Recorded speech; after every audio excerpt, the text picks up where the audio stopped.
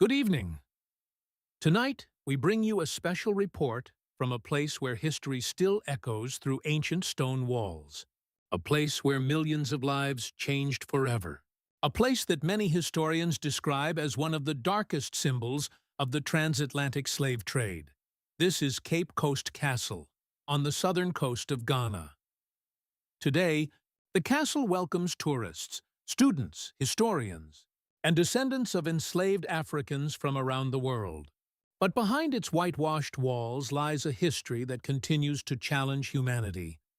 In recent days, world leaders, scholars, and representatives from African and Caribbean nations have gathered in Ghana to renew calls for reparatory justice, arguing that the legacy of slavery still shapes societies today. Our correspondent is reporting live from Cape Coast. Live from Cape Coast reporter. Thank you. I'm standing outside Cape Coast Castle, overlooking the Atlantic Ocean. At first glance, it appears peaceful. The waves crash gently against the rocks. Seabirds circle overhead. Tourists quietly walk through the courtyard. Children laugh in the distance. But nearly 4 centuries ago, this coastline witnessed unimaginable suffering. These walls were not built merely as a fortress. They became one of the largest holding centers in West Africa. During the Transatlantic Slave Trade, for generations, countless African men, women, and children were imprisoned here before being forced onto ships bound for the Americas. Many never returned. For descendants visiting today, the experience is deeply emotional. Some stand silently inside the dungeons. Others cry. Many leave flowers. Some kneel in prayer. One visitor told us, "I came looking for my ancestors. I found a part Where of is myself." humanity How did this if happen? To understand why I'll take people this too, continue a good price returning for to strong Cape servants. Coast Castle, we Gather must round, first my people! understand how the Where transatlantic is slave humanity? trade operated. Please help me. Centuries ago, What has happened many to you? communities across Look West at this Africa suffering. lived rich and diverse Where is our lives. compassion? Villages farmed fertile land. Fishermen worked along rivers and the Atlantic coast. Artisans crafted tools, pottery, and woven cloth. Musicians played drums during festivals. Families celebrated births, weddings, and harvests. Life was not perfect, but communities thrived. Then, demand for enslaved labor across the Atlantic grew dramatically. European merchants established trading forts along the West African coast. Over time, these forts became central points in a vast commercial network that treated human beings as commodities. Local conflicts, raids, and trading systems increasingly fed captives. Into this expanding market, people who had once lived ordinary lives suddenly found themselves caught in an international system driven by profit. Imagine waking in the middle of the night. Smoke fills the air. People are shouting. Homes are burning. Parents search desperately for their children.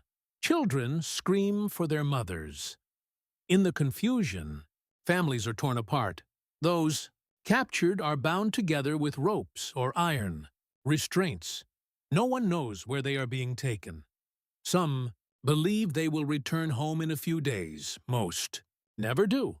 The journey toward the coast can last weeks. Food is scarce. Water is limited. Many collapse from exhaustion. Yet the march continues. Every mile takes them farther from everything they have ever known. The castle, eventually, the captives reach the coast.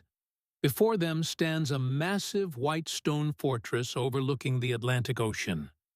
For many, it is the first time they have ever seen the sea. The castle's walls appear almost beautiful beneath the tropical sun. But inside, another reality awaits. The captives are forced into underground dungeons. These chambers are dark, air barely circulates, hundreds of people Where are is confined humanity together. if Time loses meaning. I'll take this too, a good price for strong servants. Days may Gather climb, round, my people! blend into nights. Where The only is light humanity? enters when heavy doors Please open. help me. Often, What That has means happened to you? someone is being Look taken at this away. suffering. No one Where is our knows where. compassion? No one knows if they will ever return.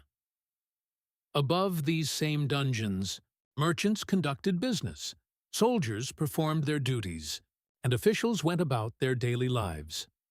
The contrast remains one of the most haunting aspects of Cape Coast Castle. The door of no return, perhaps. No location inside the castle carries greater symbolic weight than the doorway leading directly to the Atlantic Ocean. Today, it is known as the Door of No Return. For countless captives, this was the final step on African soil.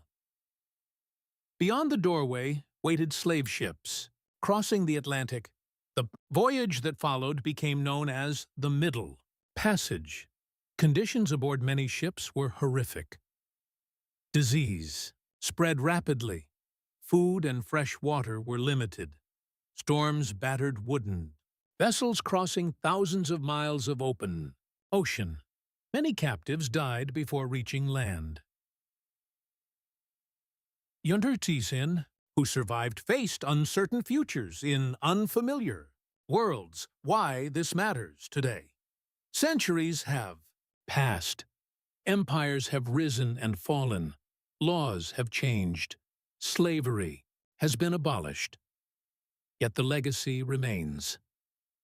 Families continue searching for lost ancestry. Communities continue debating justice, museums continue preserving memory, and countries continue asking difficult questions. Can history ever truly be repaired? Can justice reach across centuries? Can remembrance create reconciliation? These are the questions now being discussed here in Ghana as international leaders meet to consider new proposals related to reparatory justice.